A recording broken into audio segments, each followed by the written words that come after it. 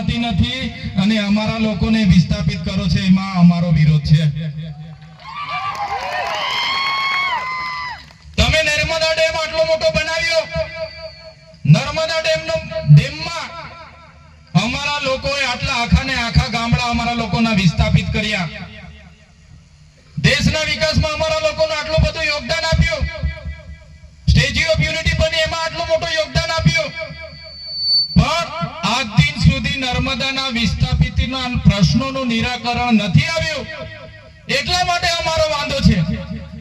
આજે નર્મદા ડેમમાં એટલા લોકોના જમીનો ગઈ, નેરમાં જમીનો ગઈ. અમે નેરનું પાણી જોઈ શકીએ છીએ. નેરનું પાણી કચ્છ સુધી લઈ જતા છો, તમે કાશ્મીર સુધી લઈ જાવ, અમને વાંધો નથી. તમે કાશ્મીર સુધી લઈ જાવ, અમને વાંધો નથી. પણ જે લોકોએ નર્મદા ડેમમાં જમીનો આપ્યા છે એ આજે પણ પાણીથી તરસે છે.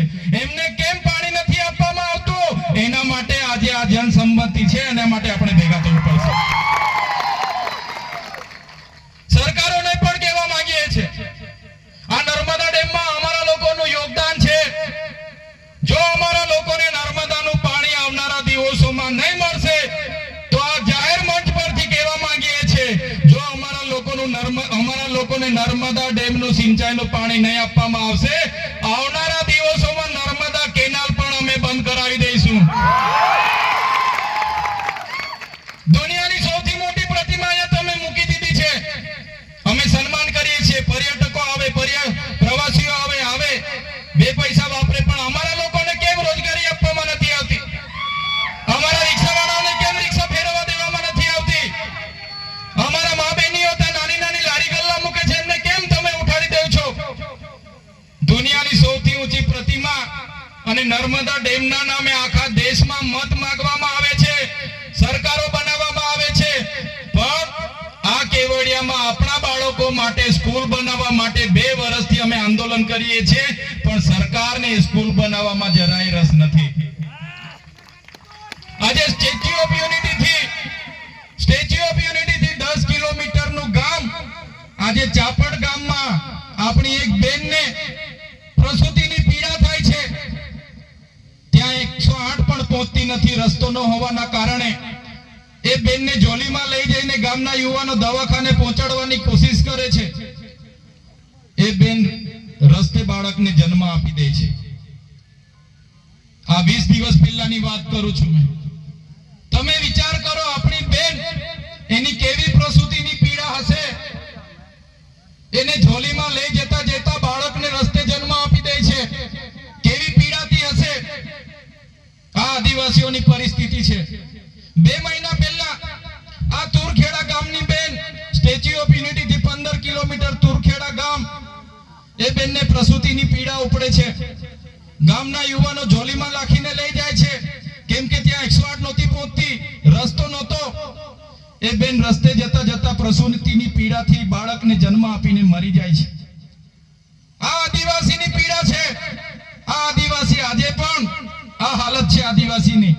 ત્યારે અમને દુઃખ થાય છે. આજે અમે તમારી વચ્ચે આવ્યા છે, કોઈ પાર્ટીના ધારાસભ્ય તરીકે નથી આવ્યા. આજે તમારી વચ્ચે આવ્યા છે તો આદિવાસી સમાજના ધારાસભ્ય તરીકે આવ્યા છે. કોઈ પણ પાર્ટી મને ટિકિટ આપી દેશે, પણ જો આદિવાસીનો જાતિનો દાખલો મારા ફોર્મ પર હું નહીં મૂકું, ત્યારે મારું ફોર્મ પાસ થવાનું નથી.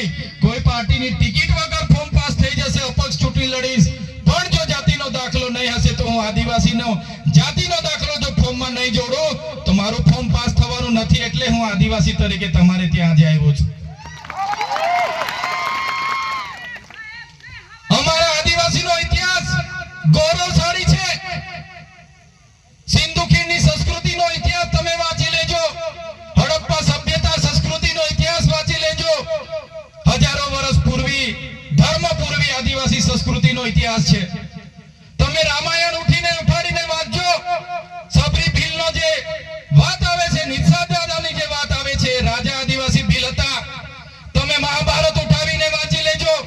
મહાભારતમાં જે અંગૂઠો કાપીને આપનાર એકલવ્ય આદિવાસી હતા. તમે મહારાણા પ્રતાપનો ઇતિહાસ વાંચી લેજો. જ્યારે પોતાનો ભાઈ પણ એમની સાથે નહોતો, ત્યારે પૂજા ભીલની આખી સેના મહારાણા સાથે હતી. એ આપણો ગૌરવશાળી ઇતિહાસ છે. સમાજમાંથી અમે આવીએ છીએ. તમે સમાજ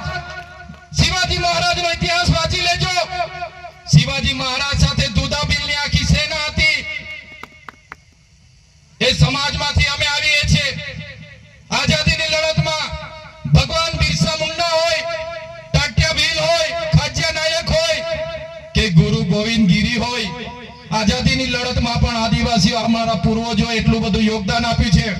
દેશના વિકાસમાં નર્મદા ડેમ હોય, ઉકાઈ ડેમ હોય, કરજણ ડેમ હોય કે કડાણા ડેમ હોય, આ વિસ્તારમાં જીઆઈડીસી હોય, હાઈવે હોય કે પ્રવાસન ધામ હોય, જ્યાં પણ જરૂરત પડી છે આદિવાસીઓએ પોતાના ગામડા ખાલી કરીને આ દેશના વિકાસમાં સહયોગ આપ્યો છે.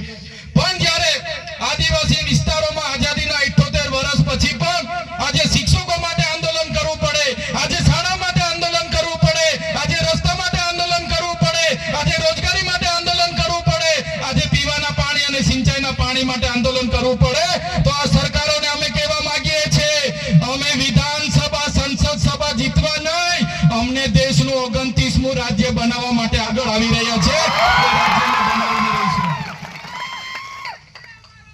દેશનું 29મું રાજ્ય અમને આપી દો, અલગ ભીલ પ્રદેશ.